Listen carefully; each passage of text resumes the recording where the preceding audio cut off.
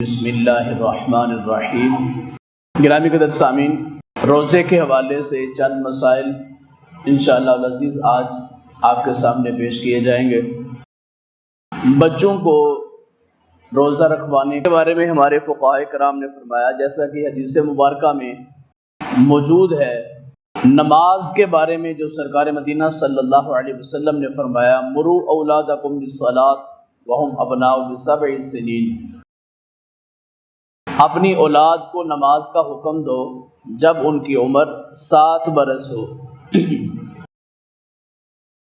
وَاضْرِبُوهُمْ،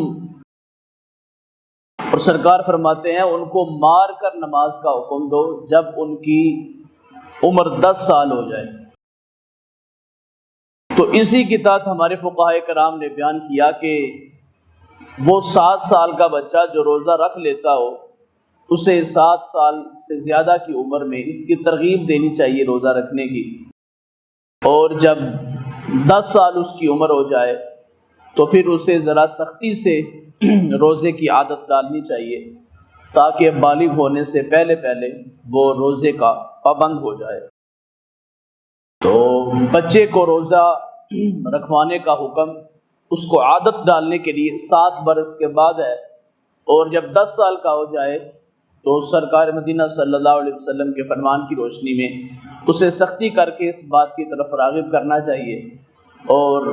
بلوغت کے بعد نماز بھی فرض ہے، روزہ بھی فرض ہے، اس سے پہلے اس کو اس کی عادت ہونی چاہیے۔ اکثر جو شوگر کے مریض ہیں، چونکہ ان کو کھانے پینے کے مسائل ہوتے ہیں،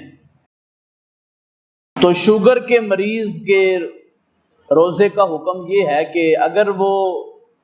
گرمیوں کے روزے نہیں رکھ سکتا، یعنی رمضان شریف گرمیوں میں آ گیا ہے،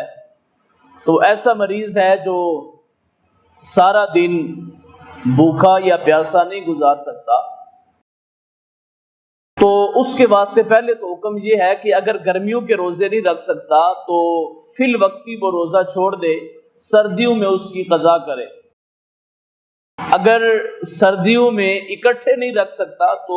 جدا جدا کر کے رکھے، 2-4 دن چھوڑ کے ایک دن روزہ رکھ لے، ایک دن چھوڑ کے ایک دن روزہ رکھ لے۔ بہرحال اس کے ذمہ روزہ ہی رکھنا ہے جب تک ایسا بوڑھا نہ ہو جائے، ایسا کمزور نہ ہو جائے کہ مزید بہتری کی اب اسے امید نہیں ہے کہ دن بدن اس سے زیادہ ہی بڑھاپا آئے گا یا اس سے زیادہ ہی کمزوری آئے گی، اس صورت میں اس پر فدیہ آئے گا۔ اور اگر ایسی صورتحال میں فدیہ دے دیا کہ ذہن میں تھا کہ اب اس سے زیادہ ہی کمزوری ہوگی، طبیعت بہتر تو شاید نہ ہو، بعد میں طبیعت بہتر ہو جائے تو وہ جو اس نے فدیہ دیا تھا وہ اس کا نفلی صدقہ بن جائے گا، اس کو بعد میں روزے کی قضا کرنا لازم ہوگا۔ اس کے ساتھ ساتھ اگر انسان کی عمر زیادہ ہے، یعنی 50-60 سال ہو گئی ہے، اب ذہن میں ہے کہ جوانی میں کچھ روزے رہ گئے، 1 سال کے رہ گئے، 2 سال کے رہ گئے،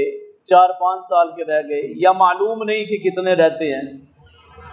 تو ایسے شخص کو بھی جب تک اس میں طاقت ہے روزہ رکھنے کی، اس وقت تک روزے کی قضا کا ہی حکم ہے، یعنی وہ روزے کی قضا ہی کرے گا۔ گرمیوں میں ممکن نہ ہو سردی میں کر لے، اکٹھا ممکن نہ ہو جدا جدا کر لے، وہ ان روزوں کی قضا کرے، اور روزہ چھوڑنے پر اللہ رب العزت کی بارگاہ میں توبہ بھی کرے۔ بہرحال وہ اپنے روزے کی قضا کرے گا۔ ہاں، پھر صورتحال یہ ہے کہ اگر اتنا بوڑھا ہو گیا ہے کہ اب سکت نہیں ہے اور مزید نظر بھی نہیں آتا کہ صحت ایسی ہوگی کہ روزہ رکھنے کے قابل ہو سکے، نہ سردی میں نہ گرمی میں، اس صورت میں روزے کا وہ فدیہ دے سکتا ہے۔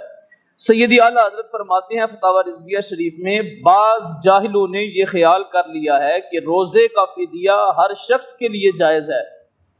جبکہ روزے میں اسے کچھ تکلیف ہو۔ جسے تھوڑا سا بھی مسئلہ ہے وہ سمجھتا ہے کہ میں روزہ نہ رکھوں بلکہ اس کا فدیہ دے دوں۔ ایسا ہرگز نہیں،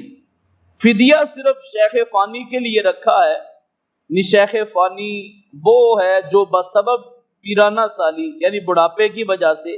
حقیقتاً روزے کی قدرت نہ رکھتا ہو، نہ آئندہ طاقت کی امید ہو کہ عمر جتنی بڑھے گی کمزوری اتنی ہی بڑھے گی، اس کے واسطے فدیے کا حکم ہے۔ اس کے ساتھ ساتھ حاملہ عورت اور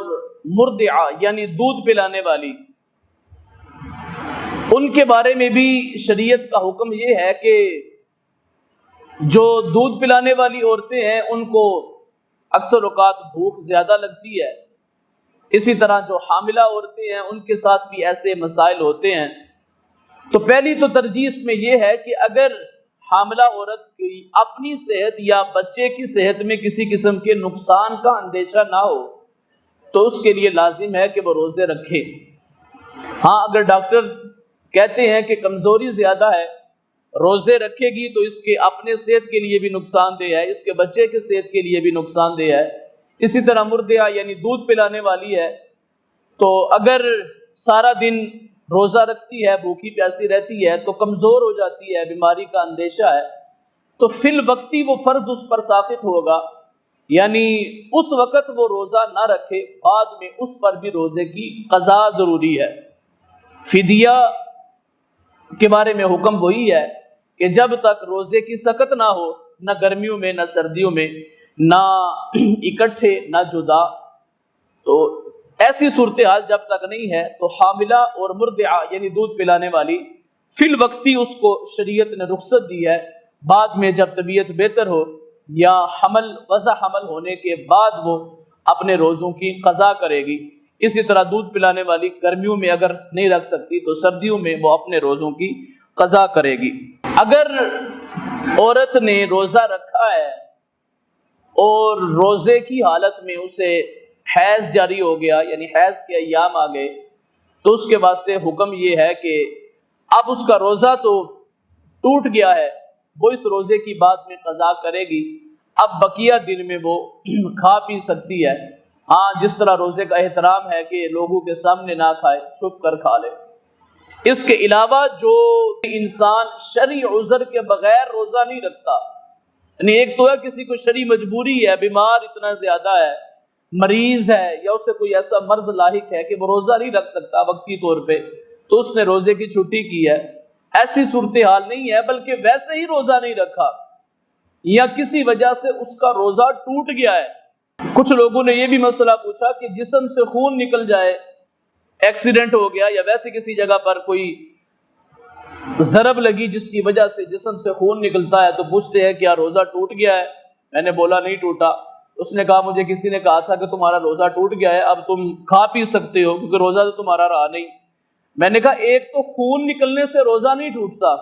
دوسری بات یہ ہے اگر کسی وجہ سے روزہ ٹوٹ بھی جائے تو سیدی اعلیٰ حضرت فتاوی رضویہ شریف میں بیان کرتے ہیں کہ بغیر شرعی عذر کے اگر کسی نے روزہ نہ بھی رکھا ہو تب بھی اس کو روزہ دار کی طرح بھوکے پیاسے رہنا واجب ہے، کیونکہ یہ روزوں کا احترام ہے۔ اگر کسی وجہ سے شرعی عذر کے بغیر اس نے روزہ نہیں رکھا یا اس کا روزہ کسی وجہ سے ٹوٹ گیا ہے، اسے افطار تک روزے دار کی طرح رہنا واجب ہے، اور کھانا پینا چاہے کسی کے سامنے کھائے پیے یا علیحدگی میں چھپ کے کھانا پینا اس شخص کے واسطے حرام ہے۔ اس کے ساتھ ساتھ جو افطاری کی دعا ہے، اللہم انی لک صمت وبک آمنت وعلیک توکلت وعلی رزقک افطرت، یہ دعا افطاری کے بعد کی ہے۔ اگر اس کے ترجمے کی طرف بھی غور کیا جائے تو اس کا ترجمہ بھی یہی ہے، اللہم انی لک صمت وبک آمنت، اے اللہ میں نے تیرے لیے ہی روزہ رکھا اور میں تجھ پر ایمان لایا، تجھ پر ہی میرا بھروسہ ہے اور تیرے دیے ہوئے رزق سے ہی میں نے افطار کیا۔ تو یہ افطاری کی جو دعا ہے روزہ افطار کرنے کے بعد مانگنی چاہیے۔ ہاں اگر کوئی پہلے مانگ بھی لیتا ہے تو گناہگار تو نہ ہوگا، ویسے اس کی جگہ جو ہے وہ افطاری کے بعد ہی ہے۔ اسی طرح حالت روزہ میں غلطی سے اگر پانی حلق میں اتر گیا، یعنی وضو کر رہا تھا، پانی کلی کرتے ہوئے حلق میں اتر گیا یا ناک میں پانی چڑھاتے ہوئے پانی دماغ کی طرف چڑھ گیا، تو اس صورت میں اس کا روزہ ٹوٹ جاتا ہے۔ اور روزہ ٹوٹنے کا بھی حکم یہ ہے کہ اس کا مطلب یہ نہیں ہے کہ بعد میں وہ کھانا پینا شروع کر دے،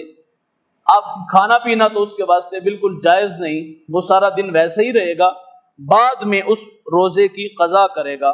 شریعت نے اس کو اتنی چھٹی دی ہے کہ وہ اپنے اس روزے کا کفارہ اس کے ذمہ نہ ہوگا، صرف قضا سے اس کا کام چل جائے گا۔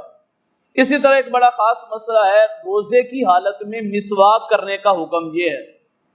مسواک سرکار مدینہ صلی اللہ علیہ وسلم کی سنت ہے،